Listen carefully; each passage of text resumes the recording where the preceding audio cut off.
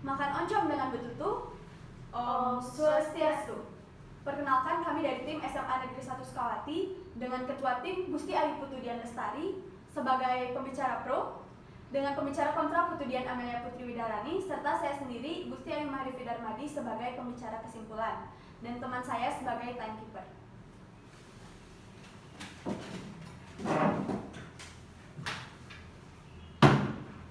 Baik, terima kasih atas waktu yang telah diberikan kepada saya. Saya, Dian Lestari dari SMA Negeri 1 Sukawati, sebagai pihak pro pada mosi kita kali ini, pro dan kontra Indonesia alami deflasi 0,05%. Dewan juri yang terhormat, seperti yang sudah kita ketahui bahwa pada bulan Juli hingga bulan September Indonesia mengalami deflasi berturut-turut, yakni sebesar pada bulan Juli Indonesia mengalami 0,10% deflasi, dan pada bulan Agustus hingga bulan September tahun 2020 Indonesia mengalami 0,5%.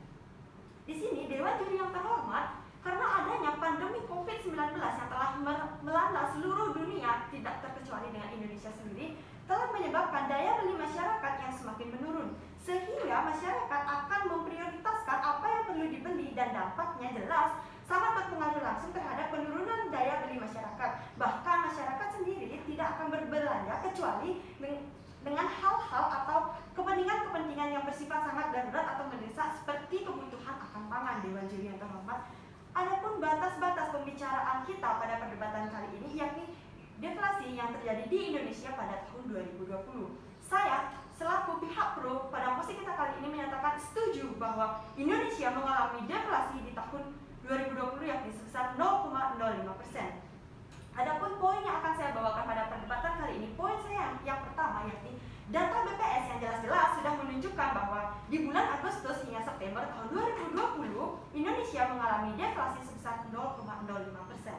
Dewan juri yang terhormat, seperti yang sudah kita ketahui dan seperti yang sudah saya jelaskan tadi, bahwa di tengah situasi pandemi COVID-19 saat ini, penurunan daya beli yang terjadi di tengah masyarakat mengalami penurunan yang sangat signifikan. Dewan juri yang terhormat, masyarakat harus pintar-pintar dalam mengelola keuangan mereka, sehingga dengan adanya penurunan daya beli masyarakat ini, begitu pula sangat berpengaruh dengan penurunan jumlah aliran uang yang ada di Indonesia. Dewan juri yang terhormat, dengan penurunan daya beli yang ada di masyarakat ini akan menyebabkan terjadinya deflasi, yang dimana pengertian deflasi di sini adalah harga yang secara umum jatuh dengan nilai mata uang yang bertambah. Dan menurut KBBI sendiri, deflasi membawa definisi yakni penambahan nilai mata uang yang juga diikuti dengan penurunan jumlah produksi. Dewan juri yang terhormat, sehingga lapangan pekerjaan dan juga rendahnya daya beli masyarakat.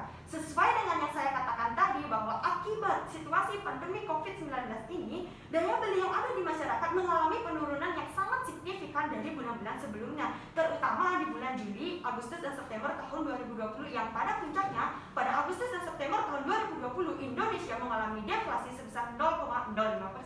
Dewan juri yang terhormat, pandemi COVID-19 ini telah membawa perubahan yang sangat besar dan signifikan bagi Indonesia. Mulai dari banyaknya masyarakat Indonesia yang terkena PHK, yang kemudian membawa mereka kehilangan lapangan pekerjaan, dan aliran dana yang ada di masyarakat mengalami penurunan yang signifikan. Dewan juri yang terhormat, di sini saya juga mendapatkan data bahwa kebutuhan ada 4 faktor komoditas yang menyebabkan deflasi di Indonesia. 4 faktor ini diantaranya makanan sebesar 0,13%, rokok dan tembakau mengalami deflasi sebesar 0,1%, pendidikan, rekreasi, dan olahraga sebesar 0,08%, dan juga transportasi, komunikasi, serta jasa keuangan sebesar 0,16%. Dewan juri yang terhormat, maka dari itu, dari 4 faktor komoditas ini merupakan 4 faktor yang membawa peranan yang sangat vital di tengah masyarakat kita, dan jelas-jelas hal ini sudah mengalami deflasi di tengah situasi pandemi saat ini, sehingga dengan adanya pandemi ini begitu pula mengubah pola pengeluaran konsumen yang ada di masyarakat kita, mengubah budaya masyarakat kita, sehingga saya sebagai pihak pro menyatakan kesetujuan saya terhadap mosi kita. Indonesia memang mengalami deflasi pada tahun 2020 yakni sebesar 0,05%. Begitu pula Dewan juri yang terhormat, sesuai dengan subsektor yang sudah saya sampaikan tadi, 4 subsektor tadi yang memang membawa peranan vital sehingga pengaruhnya sangat luas dan sudah sangat jelas, bahwa deflasi yang terjadi di tahun 2020 ini memiliki peranan yang sangat penting untuk perekonomian Indonesia ke depannya. Dewan Juri yang terhormat, di sini sesuai dengan data BPS bahwa pada bulan Agustus dan September Indonesia memang sudah mengalami deflasi yakni sebesar 0,05%. Dewan Juri yang terhormat, maka dari itu saya sekali lagi menegaskan bahwa saya selaku pihak pro atau tim pemerintah sangat setuju dengan mosi kita kali ini. Indonesia alami deflasi sebesar 0,05%. Sekian dan terima kasih.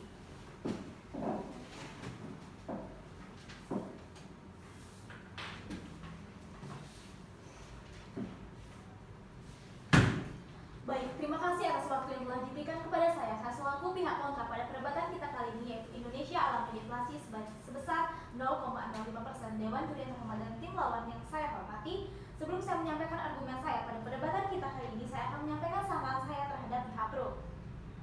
Seperti tadi pihak pro menyatakan bahwa Indonesia mengalami deflasi sebanyak 0,05% pada tahun 2020. Namun Dewan Juri yang terhormat dan tim lawan yang saya hormati, apakah tim lawan tidak menyadari bahwa tim lawan membawakan data bahwa pada Juli 2020 Indonesia mengalami deflasi sebanyak 0,1%. Dari hal tersebut kita bisa membuktikan bahwa Indonesia secara umum tidak mengalami deflasi sebanyak 0,05%. Dewan Juri terhormat dan tim lawan yang saya hormati, di mana dengan perkembangan tersebut diperkirakan pada September 2020 Indonesia sendiri mengalami inflasi sebanyak 0,95%. Jadi deflasi sendiri sebanyak 0,05% tidak bisa dijadikan patokan untuk Indonesia secara umum pada tahun 2020.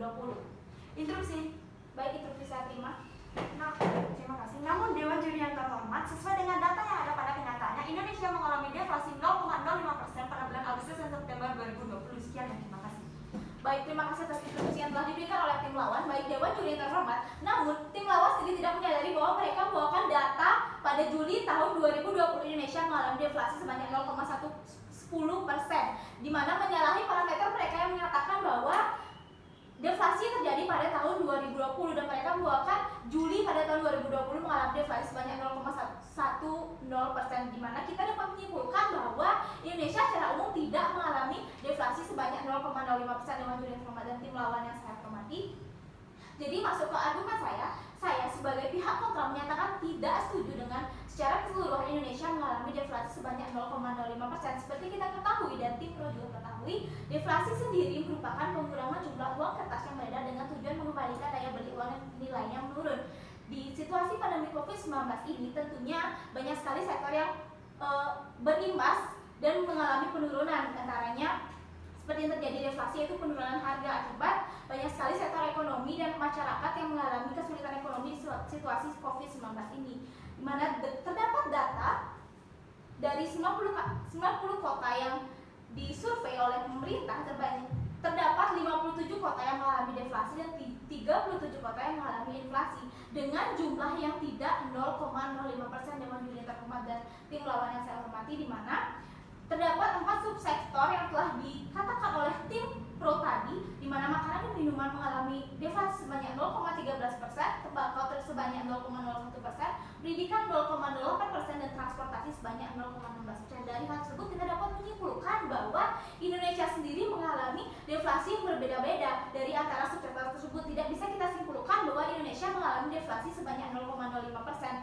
Sedangkan kita juga mengambil perbandingan Indonesia mengalami inflasi pendidikan sebanyak 0,62%, perawatan pribadi sebanyak 0,25%. Dari hal tersebut kita juga dapat melihat atau menyimpulkan bahwa selain terjadi deflasi bukan sebanyak 0,05%, Indonesia juga mengalami inflasi yang lebih tinggi dibandingkan deflasi. Jadi deflasi sebanyak 0,05% bukanlah fokus utama Indonesia saat ini. Dewan Juri dan tim lawan yang saya hormati. Jadi saya sebagai tim kontra menyatakan tetap ketidaksetujuan saya terhadap mosi kita kali ini. Indonesia mengalami deflasi sebanyak 0,05% karena ada pun beberapa data yang telah saya sampaikan tadi. Baik, sekian yang saya dapat sampaikan. Terima kasih.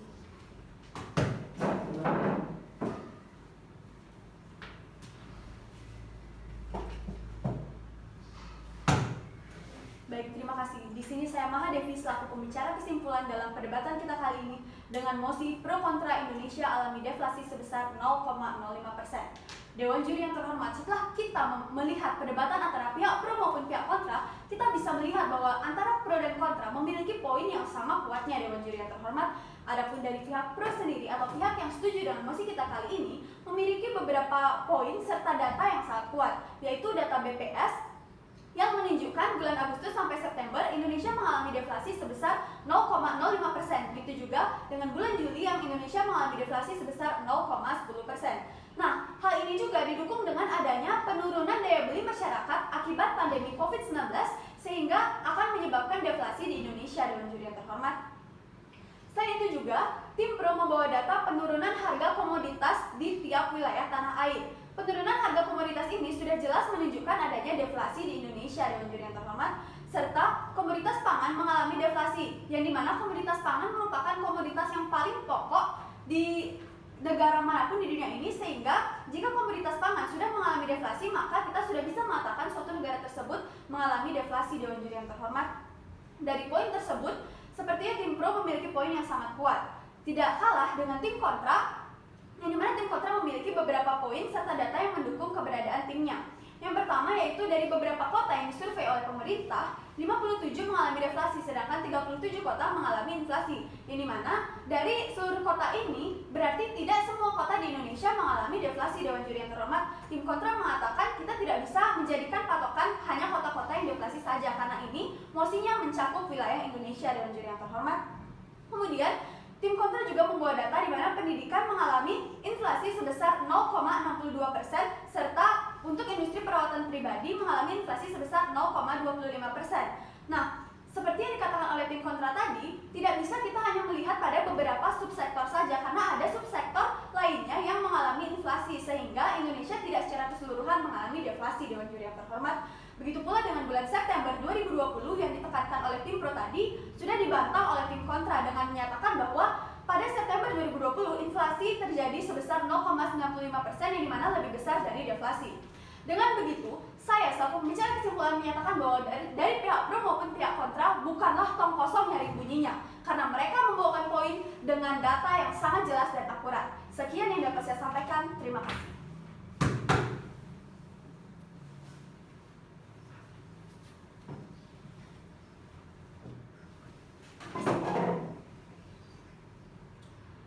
Penjahit baju bernama Riri di pinggir kota kediamannya. Kami pamit undur diri. Terima kasih atas perhatiannya. Om Santi Santi Santi Om.